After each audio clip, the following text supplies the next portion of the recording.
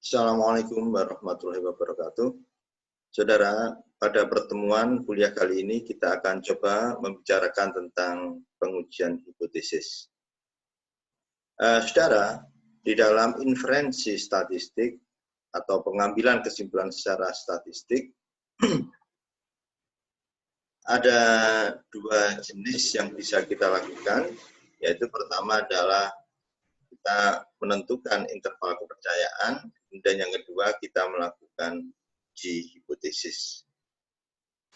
Saudara, di dalam uji hipotesis itu nanti biasanya ada dua hipotesis yang kita uji, yaitu ada H0 atau hipotesis 0 dan ada H1 yaitu hipotesis alternatif. Jadi hipotesis 0 saudara atau H0 adalah sebuah hipotesis yang berlawanan dengan teori yang akan kita buktikan. Jadi maksud dari perlawanan di sini ini adalah pada teori yang sudah lama berlaku, kita coba menemukan suatu teori yang baru, kita akan coba saudara memperbaiki teori ataupun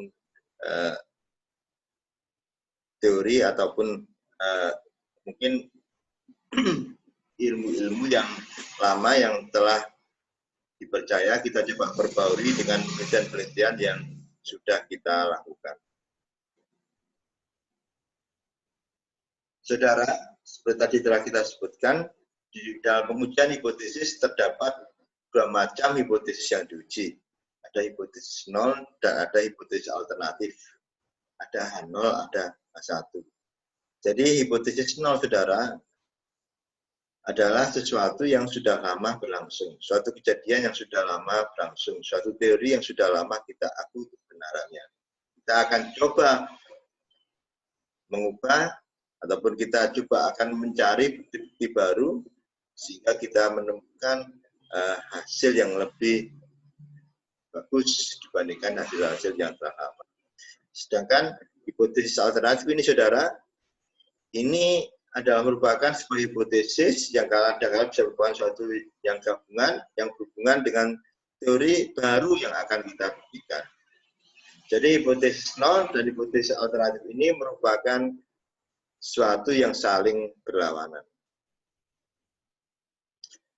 Saudara, di dalam uji hipotesis biasanya H0 itu kita nyatakan di dalam bentuk sama dengan.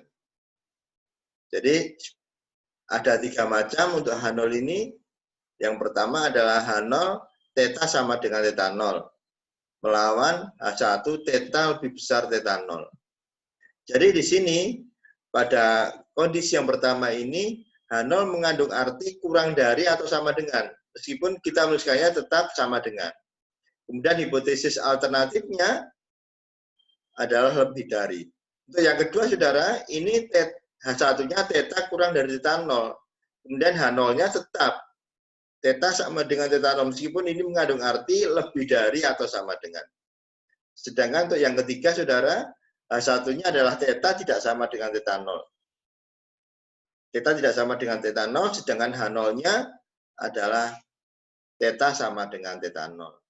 Saudara, uji untuk hipotesis H1 atau hipotesis alternatif lebih dari atau kurang dari itu biasanya kita sebut sebagai uji satu arah, sedangkan yang tidak sama dengan ini kita sebut sebagai uji dua arah. Coba ini selalu diingat bahwa H0 selalu dituliskan dengan tanda kesamaan, sehingga menspesifikasikan suatu nilai yang tunggal.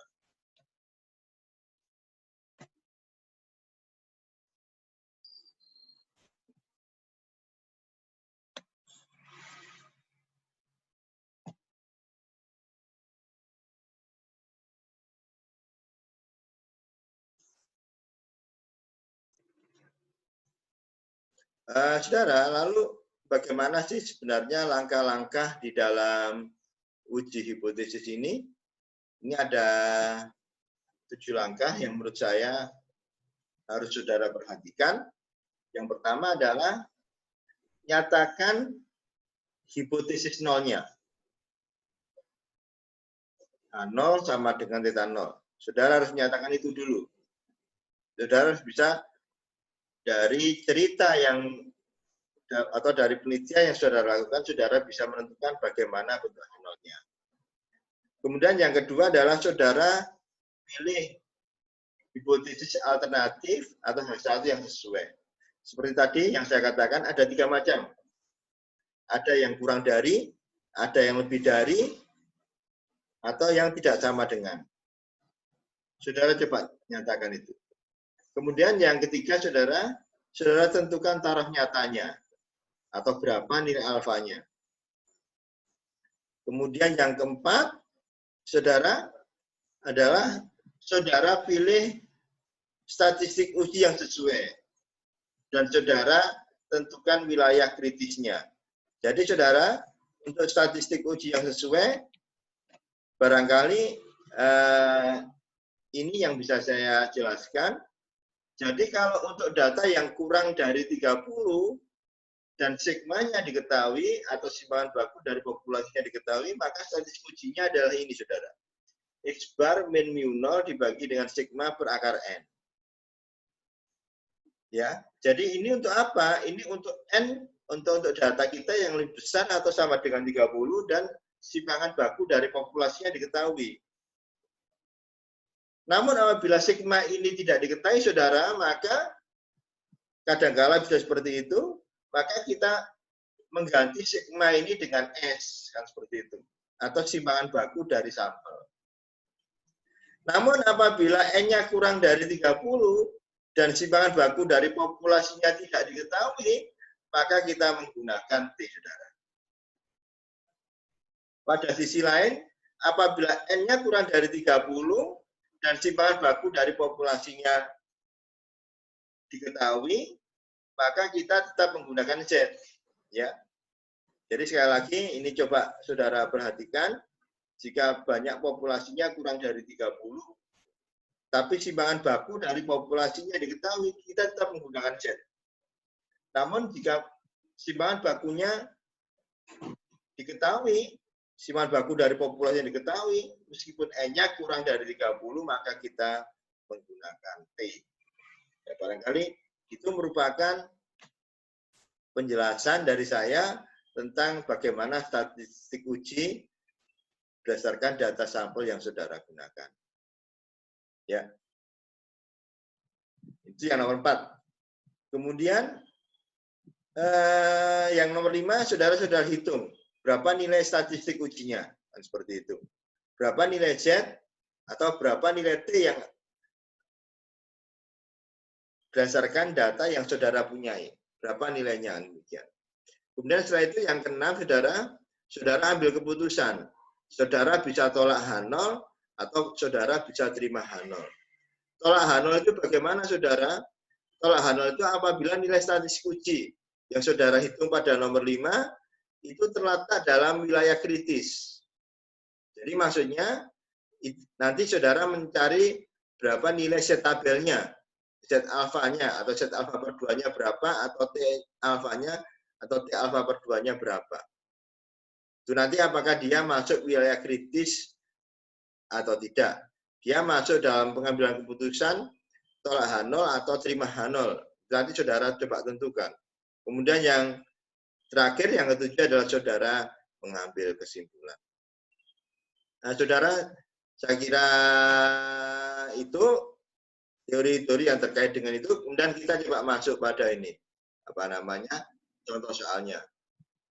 Misalkan saudara, ini ada perusahaan farmasi A memproduksi obat jenis tertentu yang masa pakainya menghampiri distribusi normal, saudara, dengan rata-rata 800 hari dan simpangan bakunya 40 hari. Kemudian dari produksi farmasi A tersebut itu ada 30 sampel obat yang diambil, saudara. Jadi dia setelah diuji, ternyata masa pakainya secara rata-rata itu adalah 788 hari. Saudara kemudian disuruh ujilah hipotesis bahwa masa pakainya tidak sama dengan 800 hari dengan tingkat signifikansinya alfa sama dengan 4%. Saudara, jadi dari soal ini maka kita bisa lihat bahwa mu-nya itu adalah 800 hari. seperti itu. Dan hipotesis alternatifnya adalah mu tidak sama dengan 800 hari. Kemudian taraf nyata kita itu adalah 0,04. Sedangkan daerah kritisnya adalah set. Ini nanti saudara lihat di dalam distribusi normal berapa nilai set yang bersesuaian dengan alfa sama dengan alfa per 2. Karena di sini kita menggunakan ujinya adalah uji dua sisi, kan demikian. Atau uji dua arah, kan demikian. Jadi daerah kritisnya atau daerah tolak nolnya adalah set yang kurang dari negatif 2,05 atau set yang lebih dari 2,05. Nanti saudara coba lihat pada distribusi normal, saudara. Kemudian yang berikutnya, berdasarkan data yang saudara punyai, X-bar-nya diketahui 788 hari, N-nya adalah 30 hari, saudara. Dan sigma-nya adalah 40 hari. Yang demikian, maka saudara bisa menghitung, set hitungnya adalah 1,64. Nah, ini kalau coba kita lihat, 1,64, ini berarti ada di tengah ini, saudara. Karena batas kiri dan batas kanannya ini adalah min 2,05 dan di sini adalah 2,05. Jadi nilai 1,64 tadi itu ada di antara min 2,06 dan 2,06. Jadi masuk pada daerah terima H0. Jadi yang tengah di sini ini adalah merupakan daerah terima H0. Oleh karena itu, keputusan kita dalam hal ini adalah terima H0. Kalau terima H0 apa, saudara, kesimpulannya? Berarti kita merujuk pada yang nomor 1 ini. Yaitu masa pakai obat tersebut adalah sama dengan 800 hari.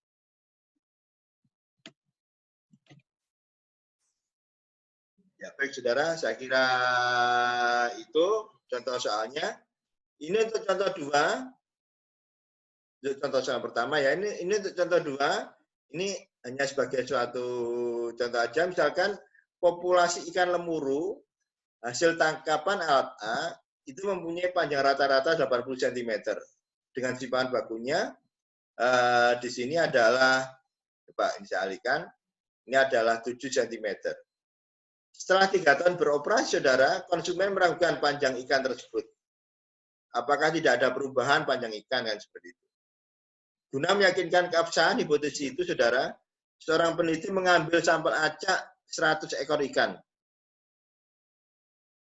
Peneliti mengambil sampel acak 100 ekor ikan lemuru dan diperoleh hasil perhitungan bahwa panjang rata-rata ikan itu adalah 83 cm dan simpangan bakunya adalah tetap. Jadi maksudnya simpangan bakunya adalah tetap 7 cm. Saudara, apakah ada alasan untuk meragukan bahwa rata-rata panjang ikan lemuru yang dihasilkan oleh tangkapan alat A tadi sama dengan 80 cm, saudara coba gunakan taraf signifikansinya atau taraf nyatanya 5%. Nah, ini coba saudara kerjakan di rumah. Ini coba saudara gunakan sebagai suatu latihan. Saya kira itu untuk contoh 2, coba saudara gunakan untuk suatu latihan ya. Kemudian kita masuk pada contoh yang ketiga. Saudara, ini kita masuk pada sampel yang kecil. Contoh untuk sampel yang kecil. Di dalam suatu prosedur registrasi mahasiswa di suatu universitas, misalkan di sini membutuhkan waktu rata-rata 50 menit. Dengan waktu ini dirasakan cukup lama, saudara. Untuk itu, saudara, dikembangkan prosedur baru. Ingin diketahui apakah prosedur baru yang dicoba itu cukup efektif dan efisien dalam soal waktu. Oleh karena itu, satu contoh terdiri dari 15 mahasiswa diambil ketika melakukan registrasi dan diperoleh rata-rata adalah 42 menit dengan simpangan baku atau S-nya adalah 11,9 menit, saudara. Saudara, ujilah hipotesis dengan menggunakan taraf nyata. Jadi di sini ini kita coba menguji apakah taraf baru tersebut efisien, saudara. Apa, saudara, yang kita hipotesiskan? Sekali lagi, kalau H0 itu mesti sama dengan ya. H0 itu mesti sama dengan mu sama dengan 50. Kemudian hipotesis alternatifnya adalah mu kurang dari 50, kan demikian. Saudara, kemudian setelah itu alfanya adalah 0,05. Taraf signifikansinya, taraf nyatanya adalah 0,05. Saudara, kemudian saudara tentukan daerah kritis atau daerah tolak H0-nya. Jadi daerah tolak H0-nya ini merupakan uji kiri, saudara. Karena apa? Karena H1-nya ini adalah kurang dari. Jadi di sini adalah merupakan uji kiri. Jadi kalau saudara lihat di tabel, T dengan derajat bebas 12-1, 11, dan besar alfanya 0,05, maka saudara nanti akan menemukan nilai min 1,76. Jadi ini adalah merupakan daerah kritisnya adalah T kurang dari min 1,76, saudara. Kemudian dari sini X bar-nya adalah 42 menit dan S-nya adalah 11,9. Nanti kalau kita hitung T-nya adalah 42 kurang 50 dibagi 11,9 dibagi akar 12 atau negatif 2,33. Saudara, kalau saudara lihat negatif 2,33 dengan min 1,96 ini kan ada di sebelah kirinya. Berarti dia memenuhi daerah kritis, kan seperti itu. Ada di sebelah kiri dari min 1,796. Oleh karena saudara, kesimpulan kita adalah tolak H0 karena masuk daerah kritis. Sehingga kesimpulannya adalah rata-rata waktu registrasi mahasiswa dengan prosedur baru itu kurang dari 50 menit atau prosedur baru lebih efisien. Saudara, saya kira ini gambarannya. Jadi tadi itu nilai dari T hitungnya yaitu min 2,33 itu ada di sebelah kiri min 1,96. Jadi ini yang kita arsir ini adalah merupakan daerah tolak H0, berarti dia masuk pada daerah tolak H0. Saya kira itu saudara kuliah kita.